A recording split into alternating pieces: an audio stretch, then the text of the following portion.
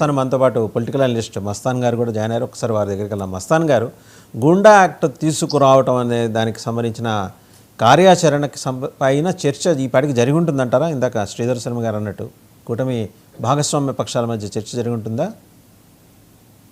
అంటే కూటమి భాగస్వామ్య పక్షాల మధ్య చర్చ అంతర్గతంగా జరిగి ఉండొచ్చండి. ఎందుకంటే దీనికి సంబంధించి మనం చూసినట్లయితే పవన్ కళ్యాణ్ గారు పంచాయతీరాజ్ శాఖను తీసుకున్నప్పటి నుంచి కూడా ఆయన చాలా లోతైన అవగాహన కల్పించుకొని ప్రతిదీ విశ్లేషణాత్మకంగా ముందుకు వెళ్తా ఉన్నారు.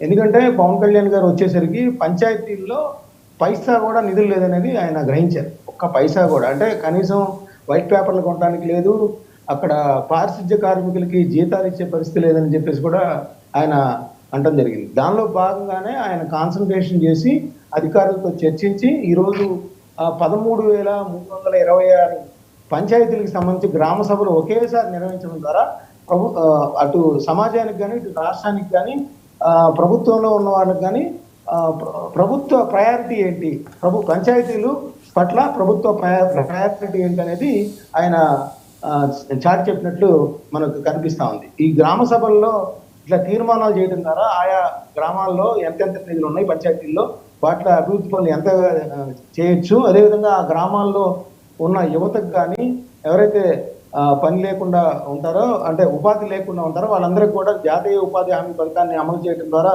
ఎలా సంపద, అంటే వాళ్ళ ఆర్థిక స్థితిగతులు మెరుగుపరచడంతో పాటు అటు పంచాయతీ స్థితిగతులు కూడా ఆటోమేటిక్గా మెరుగవుతాయి.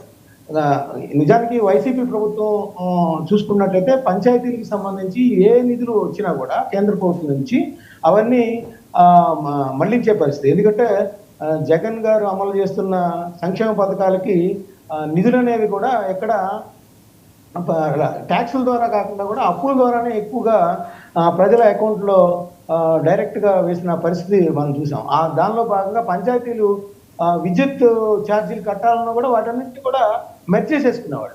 ఎక్కడ పంచాయతీల్లో అభివృద్ధి పనులకు ఎటువంటి ఒక రూపాయి నిధి కూడా లేదని చెప్పేసి ఈవేళ మనకున్న 13,326 పంచాయతీలకు సంబంధించి ఏదైతే వాళ్ళ గ్రామ సభ జరిగాయో వాటిలో అత్యధికంగా వైసీపీ మద్దతుదారులే గెలిచారు. అంటే అది గుర్తు మీద గెలవపోయిన, పార్టీ సింబల్ మీద గెలవపోయినప్పటికీ కూడా అలా గెలిచారు. ఆ గెలిచిన వాళ్ళందరూ కూడా అసంతృప్తి. నిజానికి ఇంత దారుణమైన ఓటమి వైసీపీ చెందటానికి కారణము ఎన్నికల్లో ఈ పంచాయతీలకు సంబంధించి ఎవరైతే సర్పంచులు ఉన్నారో వాళ్ళందరూ వ్యతిరేకమైపోయారు. దాంతో అక్కడికి వచ్చి జగన్ గారికి చెప్పే పరిస్థితి లేదు, మంత్రులకు చెప్పే పరిస్థితి లేదు, ఆ నిధులు తెప్పించుకునే పరిస్థితి అసలే లేదు. నిజానికి పాపం సర్పంచులు, అంటే పల్లెటూళ్ళలో గ్రామాల్లో ఎలా ఉంటుందంటే ఆ సర్పంచ్ గారి దగ్గర 10 లక్షలు 20 లక్షలు ఉంటే ముందు వాటిని పెట్టుబడి పెట్టేసి కొన్ని అభివృద్ధి పనులు చేస్తారు. ఆ తర్వాత వాటిని బిల్లుల రూపంలో తీసుకోవటం. ఎందుకంటే ఆ గ్రామాల్లో పెద్ద మనుషుల కింద చలామణి అవుతారు కాబట్టి ఈ సర్పంచ్ గారు వచ్చినప్పుడు ఇలా జరిగిందిరా, ఈ సర్పంచ్ గారు వచ్చినప్పుడు ఈ పని జరిగింది, అభివృద్ధి జరిగింది చెప్పుకుంటారు. అవన్నీ కూడా వైసీపీ ప్రభుత్వం మీద వ్యతిరేకత పెంచేసేసి తీవ్ర స్థాయిలో, అంటే గతంలో జగన్ గారు ఏమంటున్నారు, మా ప్రభుత్వంలో పట్టణాల్లో వ్యతిరేకత ఉంది, ఆ గ్రామాల్లో వ్యతిరేకత ఏమాత్రం లేదు, అందువల్ల ఈ విధంగా జరిగిందని చెప్తారు. అయితే ఇప్పుడు మీరు అడిగిన గుండా యాక్ట్కి సంబంధించి చూసినట్లయితే జగన్ గారు ప్రభుత్వానికి సంబంధించి కీలకమైన కొన్ని భూ సంస్కరణలు చేశారు. అవేంటంటే ఎస్సీలకు సంబంధించి కేంద్ర ప్రభుత్వం జాతీయ స్థాయిలో ఒక నిర్ణయం తీసుకుంది. ఎస్సీలకి ఏదైతే కేటాయించిన భూములన్నీ ఉన్నాయో ఆ భూములు కూడా వారి తరతరాలుగా అనుభవించడానికి మాత్రమే హక్కు ఉంది తప్పితే విక్రయించడానికి ఎటువంటి హక్కులు లేవు. అయితే వాటికి సంబంధించి 20 ఏళ్ళు పైబడి ఎవరికైతే ఆధీనంలో ఉంటాయో వాళ్ళందరినీ వాటిని మామూలు సాధారణ వ్యక్తులు ఏవైతే భూలావాదేవీలు చెప్తారో ఆ విధంగా విక్రయించుకోవచ్చని చెప్తారు. అదేవిధంగా ఎక్కువ కాలం, అంటే నియమిత కాలం 5 సంవత్సరాలకు పైబడి కనుక 10 సంవత్సరాలకు పైబడి కనుక కొన్ని ప్రాంతాల్లో భూములు కనుక వాళ్ళు ఆక్రమించుకొని ఉంటే వాటిని రెగ్యులరైజ్ చేయమని కూడా మన వైసీపీ ప్రభుత్వం ఆదేశాలు ఇచ్చింది, ఉత్తర్వులు జారీ చేసింది, ప్రత్యేక దానికి సంబంధించి జీవోలు వచ్చింది.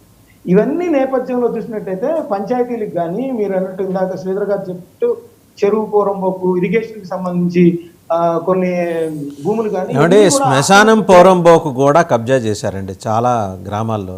ఎవరికి చెప్పుకుంటారు, శవాల్ని భుజాలు వేసుకుని